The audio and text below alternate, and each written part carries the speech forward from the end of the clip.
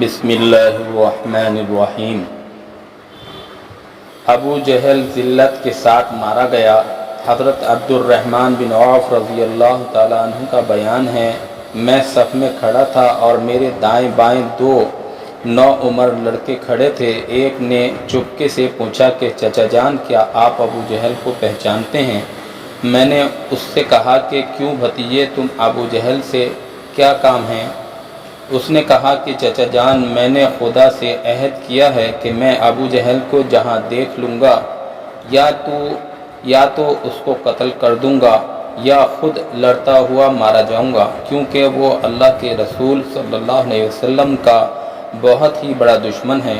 حضرت عبد الرحمن رضی اللہ تعالیٰ عنہ کہتے ہیں کہ میں حیرت سے اس نوجوان کا منہ تکتا رہا کہ دوسرے نوجوان نے بھی مجھ سے یہی کہا۔ اتنے میں ابو جہل تلوار گھماتا ہوا سامنے آ گیا اور میں نے اشارے سے بتا دیا کہ یہ ابو جہل یہی ہے۔ بس پھر کیا تھا، یہ دونوں لڑکے تلواریں لے کر اس پر اس طرح جھپٹے جس طرح باز اپنے شکار پر جھپٹتا ہے۔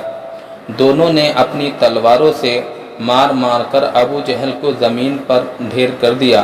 یہ دونوں لڑکے حضرت معوذ اور حضرت معاذ رضی اللہ تعالی عنہما تھے، جو افرا کے بیٹے تھے۔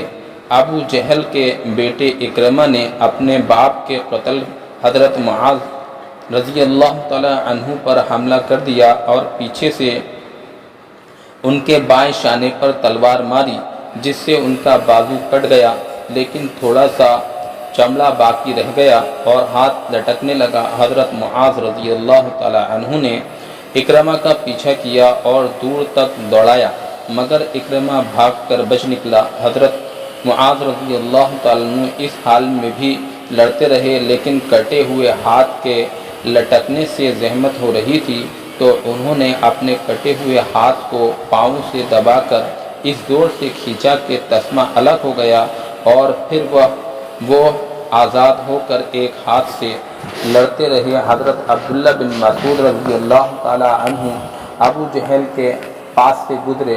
اس وقت ابو جہل میں کچھ زندگی کی رمق باقی تھی۔ حضرت عبداللہ بن مسعود رضی اللہ تعالی عنہ نے اس کی گردن کو اپنے پاؤں سے روند کر فرمایا کہ تو ہی ابو جہل ہے، بتا آج تجھے اللہ نے کیسا رسوا کیا۔ ابو جہل نے اس حالت میں بھی گھمنڈ کے ساتھ یہ کہا کہ تمہارے لیے یہ کوئی بڑا کارنامہ نہیں ہے، میرا قتل ہو جانا اس سے زیادہ نہیں ہے کہ ایک آدمی کو اس کی قوم نے قتل کر دیا۔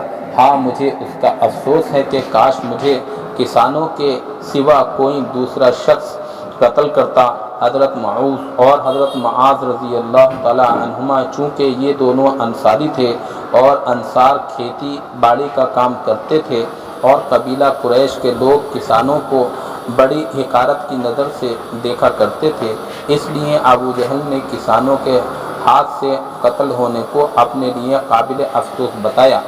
جنگ ختم ہونے کے بعد حضور اکرم صلی اللہ علیہ وسلم حضرت عبداللہ بن مسعود رضی اللہ تعالی عنہ کو ساتھ لے کر جب ابو جہل کی لاش کے پاس سے گزرے تو لاش کی طرف اشارہ کر کے فرمایا کہ ابو جہل اس زمانے کا فرعون ہے۔ پھر عبداللہ بن مسعود رضی اللہ تعالی عنہ نے ابو جہل کا سر کاٹ کر تاجدار دو عالم صلی اللہ علیہ وسلم کے قدموں پر ڈال دیا۔ اللہم لک الحمد۔